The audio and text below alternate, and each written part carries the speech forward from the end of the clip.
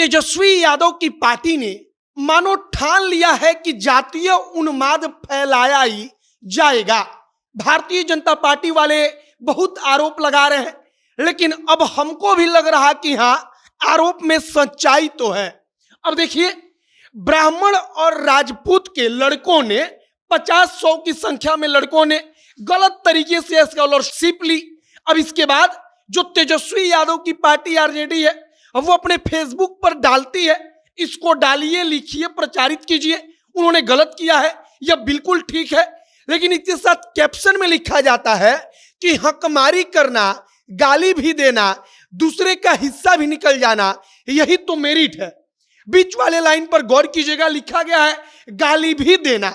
अब यहां पर इसी बात को अंकित किया जा रहा है कि जो ब्राह्मण होता है, जो राजपूत होता है, वो पिछड़ों को गाली देता है, और ब्राह्मण और राजपूत गाली भी देते हैं और इनका हक भी खा जाते हैं।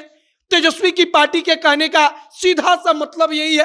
अगर यहां पर यह लाइन लिखा गया है तब अब इसी के बारे में आगे एक एक करके बातचीत करेंगे। आपको बताएंगे कि अगर 10 करोड़ का स्कॉलरशिप अगर किसी ने चुराया है, मान लेते हैं वो केवल राजपूत और ब्राह्मण है, दो ही जाति के उसमें लोग हैं, फिर भी बमुश्किल 50 से 70 लोग होंगे, 100 लोग होंगे, जिस हिसाब से स्कॉलरशिप की राशि यहां पर दिखाई गई है।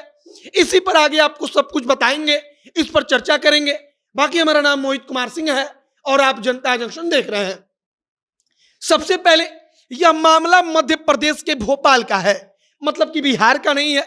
हालांकि अगर गलत है तो आवाज उठाइए। अब दूसरी बात, यहां पर लिख तो दिया गया कि इनका काम ही है गाली देना, लेकिन जिस रिपोर्ट को प्रकाशित करने वाले पत्रकार का नाम विवेक राजपूत है, मतलब कि जिसने खुलासा किया वह भी राजपूत है। लेकिन अब ये लोग यह नहीं बताएंगे कि अगर कोई राजपूत गलत करता है, कोई ब्राह्मण गलत करता है, तो उसके खिलाफ छापता भी कोई राजपूत ही है। इनसे इनको मतलब नहीं है। अब यहां पर होता क्या है, 10 करोड़ की स्कॉलरशिप ब्राह्मण और राजपूत के लड़कों ने ले लिया, जबकि उनको नहीं मिलना चाहिए था। अब कैसे ले लिया? तो उनका टाइटल शर्मा था, कुछ और टाइटल था, उन्होंने प्रमाण पत्र बनवा लिया पिछड़ी का और उस आधार पर स्कॉलरशिप ले लिया।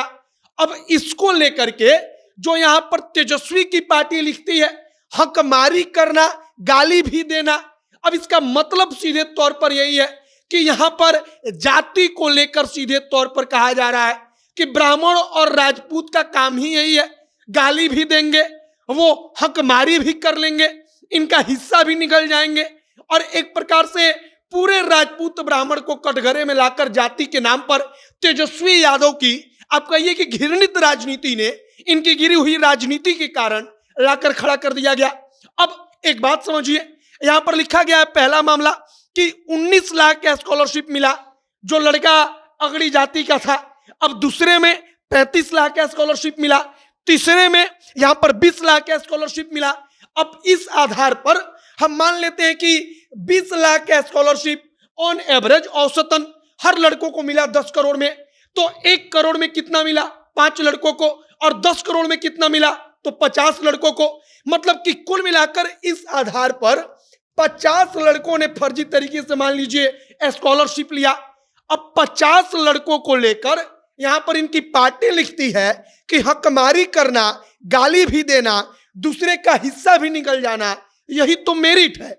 और यहां पर अंकित पूरे के पूरे समाज को किया जाता है, इशारा पूरे के पूरे समाज पर है।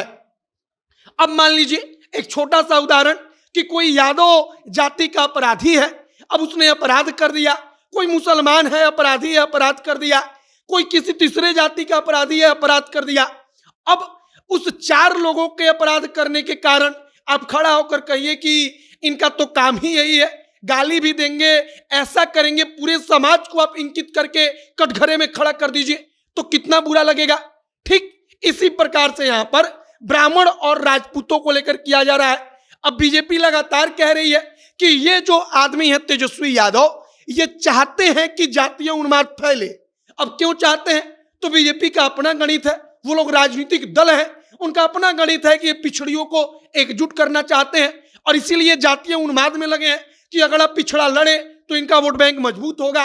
और अब वाकई में लगने लगा है कि हर मुद्दे को जिस प्रकार से तेजस्वी की पार्टी अगड़ा पिछड़ा बनाती है, जाति को लेकर, पूरे के पूरे समाज को लेकर लिखती है। अब लगने लगा है कि तेजस्वी चाहते हैं कि जातीय उन्माद फैले। अब आगे देखते रहिए कि क्या कुछ होता है, राजनीति और कहां तक जाती है। कुछ और अपडेट, कुछ और जानकारी आएगी तो हम आप तक पहुंचाएंगे। तमाम खबरों के लिए हमारे साथ बने रहिएगा। आपकी प्रतिक्रिया इस पर क्या है, कमेंट बॉक्स में लिखकर बताइएगा। आगे आगे जो भी और जानकारी आएगी हम आप तक पहुंचाएंगे। कैमरे से विशाल खड़े हैं और मैं मोहित कुमार सिंह। बहुत बहुत धन्यवाद।